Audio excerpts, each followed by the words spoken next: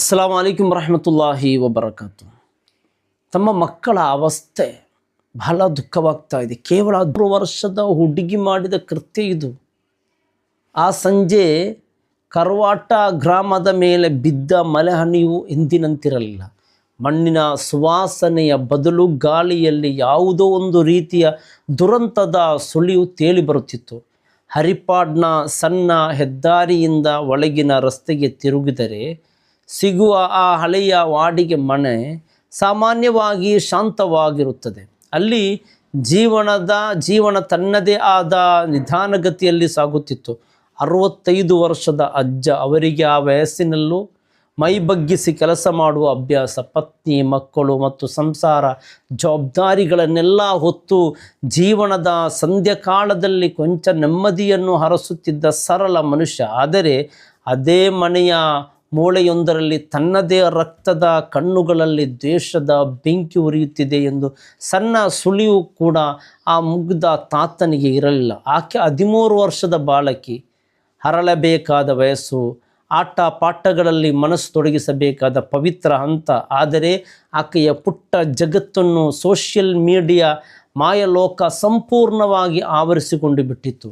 ಇನ್ಸ್ಟಾಗ್ರಾಮ್ನ ಬಣ್ಣ ಬಣ್ಣದ ರೀಲ್ಸ್ಗಳು, ಲೈಕ್ಗಳ ಗೀಲು ಮತ್ತು ಅದಕ್ಕಿಂತ ಹೆಚ್ಚಾಗಿ ಆನ್ಲೈನ್ನಲ್ಲಿ ಪರಿಚಯವಾದ ಆಡಂಬರದ ಪ್ರಪಂಚ ಆಕೆಯ ಆಲೋಚನೆಗಳನ್ನು ಕುಸಿದುಕೊಂಡಿತ್ತು. ಕೇವಲ 13 ವರ್ಷದ ಪ್ರಾಯದಲ್ಲೇ ಆಕೆಗೆ 15ರಿಂದ 17 ವರ್ಷದ ಹುಡುಗರ ಸಹವಾಸ ಶುರುವಾಗಿತ್ತು. ಶಾಲೆಗೆ ಹೋಗುತ್ತೇನೆಂದು ಹೇಳಿ ಫೋನ್ನಲ್ಲೇ ಕಾಲ ಕಳೆಯುತ್ತಿದ್ದ ಮೊಮ್ಮಗಳು ನೋಡಿ ತಾತ ಕಳವಳವಾಗುತ್ತಿದ್ದರು. ಮಗಳೇ, ಈ ವಯಸ್ಸಿಗೆ ಫೋನ್ ಅತಿಯಾಯಿತು, ಬೇಗ ಮನೆಗೆ ಬಾ, ಸರಿಯಾಗಿ ಓದ್ಕೋ ಎಂದು ಅವರು ಪ್ರೀತಿಯಿಂದ ಗದರಿಸುತ್ತಿದ್ದರು.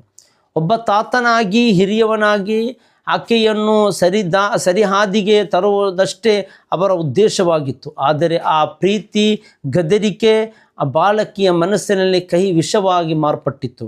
ಈ ತಾತ ತನ್ನ ಸ್ವಾತಂತ್ರ್ಯವನ್ನು ಕಸಿದುಕೊಳ್ಳುತ್ತಾನೆ, ನನ್ನನ್ನು ಪ್ರಶ್ನಿಸಲು ಇವನ್ಯಾರು ಎಂಬ ಅಹಂಕಾರ ಮತ್ತು ದೇಶ ಆಕೆಯ ಎಳೆಯ ಮನಸ್ಸಿನಲ್ಲಿ ಬೇರೂರಿತು.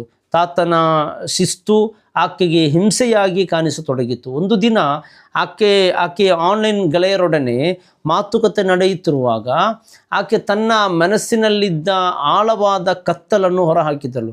ನಾವು ಚೆನ್ನಾಗಿ ಲೈಫ್ ಎಂಜಾಯ್ ಮಾಡಬೇಕು, ಬೈಕ್, ಐಫೋನ್, ದುಡ್ಡು ಇವೆಲ್ಲ ಇದ್ದರೆ ಎಷ್ಟು ಚಂದ ಅಲ್ವಾ ಎಂದು ಆಕೆ ತನ್ನ ಪ್ರಿಯತಮನ ಬಳಿ ತಂದಿಟ್ಟಳು.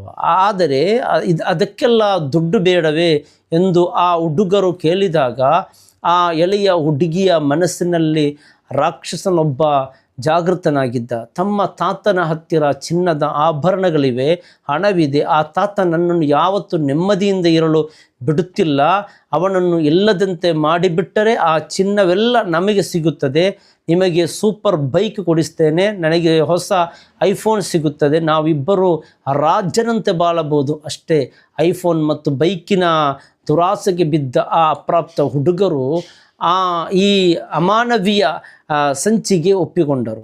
ಆಕೆಯ ಸಂಚು ಎಷ್ಟು ಭೀಕರವಾಗಿತ್ತೆಂದರೆ ಹತ್ತಿರದ ಸಂಬಂಧಿ ಎಂಬ ನಂಬಿದ ತಾತನನ್ನೇ ಬಲಿಪಶು ಮಾಡಲು ಆಕೆ ಸಂಪೂರ್ಣ ಸ್ಕೆಚ್ ಹಾಕಿದಳು. ಮನೆಯಲ್ಲಿ ಯಾರೂ ಇಲ್ಲದ ಸಮಯ, ತಾತ ಒಂಟಿಯಾಗಿರುವ ಗಳಿಗೆಯಲ್ಲಿ ಚಿನ್ನ ಎಲ್ಲಿದೆ ಎಂಬುದನ್ನು ಸಂಪೂರ್ಣ ಅದರ ಲೊಕೇಶನ್ ಎಲ್ಲವನ್ನು ಆ ಹುಡುಗರಿಗೆ ಕಳುಹಿಸಿಕೊಟ್ಟಳು.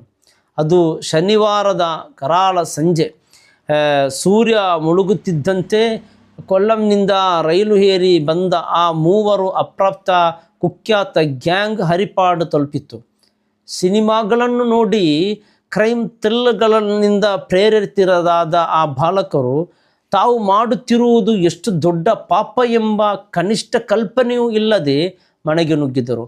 ತಾತ ಶಿವನ್ಕುಟ್ಟಿ ತನಗೆ ಕಾದಿದ್ದ ಮೃತ್ಯುವಿನ ಅರಿವಿಲ್ಲದೆ ಮಲಗಿದ್ದರು. ಕತ್ತಲಲ್ಲಿ ನುಗ್ಗಿದ ಆ ಹುಡುಗರು ಬೆಡ್ಶೀಟ್ನಿಂದ ಶಿವನ್ಕುಟ್ಟಿಯವರನ್ನು ಸುತ್ತುವರಿದರು. ವಯಸ್ಸಾದ ಆ ಜೀವ ಭಯದಿಂದ ಒದ್ದಾಡುತ್ತಿದ್ದರು. ಯಾರೋ, ನೀವು ನನ್ನನ್ನು ಯಾಕೆ ಹಿಂಸಿಸುತ್ತಿದ್ದೀರಾ ಎಂದು ಆ ವೃದ್ಧ ಜೀವ ಅಂಗಳಾಚಿರಬಹುದು. ಆದರೆ ಆ ಕರುಣೆ ಇಲ್ಲದ ಕೈಗಳು ಅವರನ್ನು ಬಿಡಲಿಲ್ಲ. ಕ್ರೂರವಾಗಿ ಹಲ್ಲೆ ನಡೆಸಿ ಕಟ್ಟಿಸಿ ಕೈಕಾಲುಗಳನ್ನು ಹಿಂದಕ್ಕೆ ಮಡಚಿ ಕಟ್ಟಿ ಹಾಕಿದರು. ಇಡೀ ದುರಂತ ನಡೆಯುತ್ತಿರುವಾಗ ಹೊರಗೆ ನಿಂತಿದ್ದ 13 ವರ್ಷದ ಮೊಮ್ಮಗಳು ವಿಡಿಯೋ ಕಾಲ್ನಲ್ಲಿ ಈ ಇಡೀ ಭೀಕರ ದೃಶ್ಯವನ್ನು ವೀಕ್ಷಿಸುತ್ತಿದ್ದಳು. ಆಕೆಯ ಕಣ್ಣುಗಳಲ್ಲಿ ರಕ್ತ ಸಂಬಂಧದ ಹನಿಯೂ ಇರಲಿಲ್ಲ. ತಾತನ ನೋವಿನ ಅರ್ಥನಾದ ಆಕೆಯ ಮನಸ್ಸನ್ನು ಕರಗಿಸಲಿಲ್ಲ. ಆಕೆಗೆ ಬೇಕಾದಿದ್ದು ಕೇವಲ ಐಫೋನ್ ಮತ್ತು ಸ್ವತಂತ್ರ ಮಾತ್ರ. ಕೊಲೆ ಮುಗಿದ ನಂತರ ಸಿನಿಮಿಯಾ ಮಾದರಿಯಲ್ಲಿ ಸಾಕ್ಷ್ಯ ನಾಶಪಡಿಸಲು ಕಾರದ ಪುಡಿ ಎರಚಿದರು, ಕೆಮಿಕಲ್ಗಳನ್ನು ಚೆಲ್ಲಿದರು, ಆಭರಣಗಳನ್ನು ದೋಚಿ ಅಲ್ಲಿಂದ ಪರಾರಿಯಾದರು. ಮಾರನೇ ದಿನ ಬೆಳಿಗ್ಗೆ ಏನೂ ತಿಳಿಯದ ಅಮಾಯಕಿ ಎಂಬಂತೆ ಆ ಬಾಲಕಿ ನೆರೆಹೊರೆಯವರ ಮನೆಗೆ ಓಡಿ ಬಂದು, ಅಂಕಲ್, ತಾತ ಬಾಗಿಲು ತೆರೆಯುತ್ತಿಲ್ಲ, ಬಂದು ನೋಡಿ ಎಂದು ಕಣ್ಣೀರು ಸುರಿಸಿದಳು. ಬಾಗಿಲು ಮುರಿದು ಒಳ ಹೋದಾಗ ಆ ವೃದ್ಧ ಜೀವ ನಗ್ನವಾಗಿ ಕೈಕಾಲು ಬಂಧಿಸಲ್ಪಟ್ಟ ರಕ್ತ ಮಡುವಿನಲ್ಲಿ ಬಿದ್ದಿದ್ದ ದೃಶ್ಯವನ್ನು ಕಂಡು ಇಡೀ ಊರೇ ನಡುಗಿ ಹೋಯಿತು. ಬಂಗಾಳಿ ಕೆಲಸಗಾರರು ತಾತನನ್ನು ಕೊಂದಿರಬೇಕು ಎಂದು ಆ ಬಾಲಕಿ ಗಟ್ಟಿಯಾಗಿ ಕಿರುಚುತ್ತಾ ನಾಟಕವಾಡಿದಳು. ಆದರೆ ಕಣ್ಣೀರು ಹಿಂದಿದ್ದ ಆ ಕಾಟು ಕೃತ್ಯ ಹೆಚ್ಚು ಕಾಲ ಮುಚ್ಚಿಡಲು ಸಾಧ್ಯವಾಗಲಿಲ್ಲ. ತಾತನ ಹೆಣ ಬಿದ್ದಿದ್ದರೂ ಸಹ ನನಗೆ ಸ್ಕೂಲ್ ಎಕ್ಸಾಮ್ ಇದೆ, ನಾನು ಸ್ಕೂಲಿಗೆ ಹೋಗಬೇಕು ಎಂದು ಆಕೆ ತೋರಿಸಿದ ಅತಿಯಾದ ಆತುರ ಮತ್ತು ಆಕೆಯ ಕಣ್ಣುಗಳಲ್ಲಿ ವಿಚಿತ್ರ ಭಾವನೆ ನೆರೆಹೊರೆಯವರಿಗೆ ಮತ್ತು ಪೊಲೀಸರಿಗೆ ಅನುಮಾನ ತರಿಸಿತು. ಹಿರಿಯ ಪೊಲೀಸ್ ಅಧಿಕಾರಿಗಳು ರಂಗಕ್ಕಿಳಿದು ಆಕೆಯ ಫೋನ್ ಪರಿಶೀಲಿಸಿದಾಗ ಸತ್ಯದ ಬಾಗಿಲು ತೆರೆದುಕೊಂಡಿತ್ತು. ಐಫೋನ್ನಲ್ಲಿ ಡಿಲೀಟ್ ಆಗಿದ್ದ ಉಳಿದಿದ್ದ ಚಾಟ್ಗಳನ್ನೆಲ್ಲ, ವಿಡಿಯೋ ಕಾಲ್ಗಳನ್ನೆಲ್ಲ, ಲೊಕೇಶನ್ ಹಂಚಿಕೆಗಳನ್ನೆಲ್ಲವನ್ನು ಆ ಹುಡುಗಿ ಆ ಭೀಕರ ಹತ್ಯೆಯ ಸುಪಾರಿ ಮಾಸ್ಟರ್ ಮೈಂಡ್ ಎಂಬುದು ಪೊಲೀಸರಿಗೆ ಗೊತ್ತಾಯಿತು. ಕೆಲವೇ ಗಂಟೆಗಳಲ್ಲಿ ಇಡೀ ಆ ಕೃತ್ಯದ ಎಲ್ಲ ಮಾಹಿತಿಯನ್ನು ಪೊಲೀಸರು ವಶಪಡಿಸಿದರು. ಹುಡುಗರ ತಾಯಂದಿರು, ನಮ್ಮ ಮಕ್ಕಳು ಇಂತಹ ಕೆಲಸ ಮಾಡಲು ಸಾಧ್ಯವೇ ಇಲ್ಲ ಎಂದು ಪೊಲೀಸರ ಮುಂದೆ ಕಣ್ಣೀರಿಟ್ಟು ಅತ್ತರು. ಆದರೆ ಸಾಕ್ಷ್ಯಗಳು ಇರುವ ಕಾರಣ ಆ ತಾಯಂದಿರ ಹೃದಯ ಒಡೆದು ಚೂರಾಯಿತು. ಈ ಘಟನೆ ಇಡೀ ಸಮಾಜದ ಮುಖಕ್ಕೆ ಹೊಡೆದಂತೆ ಕೇಳಿಬರುತ್ತದೆ. ನೋಡಿ, ನಾವು ನಮ್ಮ ಮಕ್ಕಳನ್ನು ಎತ್ತ ಕೊಂಡೊಯ್ಯುತ್ತಿದ್ದೇವೆ. ಕೇವಲ ಒಂದು ಐಫೋನ್, ಒಂದು ಬೈಕ್ ಮತ್ತು ಸೋಷಿಯಲ್ ಮೀಡಿಯಾದ ತಾತ್ಕಾಲಿಕ ಹೊಳಪಿಗಾಗಿ ಸ್ವಂತ ತಾತನಲ್ಲೇ ಕೊಳ್ಳುವಷ್ಟು ಕಳ್ಳು ಹೃದಯಗಳು ಈ ಡಿಜಿಟಲ್ ಪ್ರಪಂಚದ ಸೃಷ್ಟಿಯಾಗುತ್ತಿದೆ ಎಂದರೆ ಸಮಾಜ ಮತ್ತು ಪೋಷಕರಿಗೆ ಈ ಘಟನೆ ನೀಡುವ ಭೀಕರ ಎಚ್ಚರಿಕೆ. ಡಿಜಿಟಲ್ ಜಗತ್ತಿನ ಕತ್ತಲೆ ನೋಡಿ, ಮಕ್ಕಳಿಗೆ ಸಣ್ಣ ವಯಸ್ಸಿನಲ್ಲೇ ಅಪರಿಮಿತ ಮೊಬೈಲ್ ಮತ್ತು ಸೋಷಿಯಲ್ ಮೀಡಿಯಾ ಬಳಕೆಗೆ ಅವಕಾಶ ನೀಡುವುದು ಅವರ ಮನಸ್ಸನ್ನು ವಿಕೃತಗೊಳಿಸುತ್ತದೆ. ಆನ್ಲೈನ್ನಲ್ಲಿ ಯಾರ ಜೊತೆ ಸಂಪರ್ಕದಲ್ಲಿದ್ದಾರೆ ಎಂಬ ಗಮನ ಪೋಷಕರಿಗೆ ಇರಲೇಬೇಕು. ಭೌತಿಕ ಆಸೆಗಳು ದಾಸರಾಗುವುದು, ವಸ್ತುಗಳ ಮೇಲಿನ ಅತಿಯಾದ ಮೋಹ, ಐಫೋನ್, ಬೈಕ್ ಮಕ್ಕಳನ್ನು ಕ್ರೌರ್ಯದತ್ತ ತಳ್ಳುತ್ತಿದೆ. ಮಕ್ಕಳಿಗೆ ಸಿಗುವ ಸೌಲಭ್ಯಕ್ಕಿಂತ ಹೆಚ್ಚಾಗಿ ಸರಿ ಯಾವುದು, ತಪ್ಪು ಯಾವುದು ಎಂಬ ನೈತಿಕ ಮೌಲ್ಯಗಳನ್ನು ಕಲಿಸುವುದು ಅಗತ್ಯ. ಸ್ಕ್ರೀನ್ ಟೈಮ್ ನಿಯಂತ್ರಣ. ಹದಿಹರೆಯದ ಮಕ್ಕಳು ಕನಿಷ್ಠ 1 ಗಂಟೆಯಾದರೂ ದೈಹಿಕವಾಗಿ ಆಟಗಳಲ್ಲಿ, ಬಿಸಿಲಿನಲ್ಲಿ ತೊಡಗಿಸಿಕೊಳ್ಳಬೇಕು.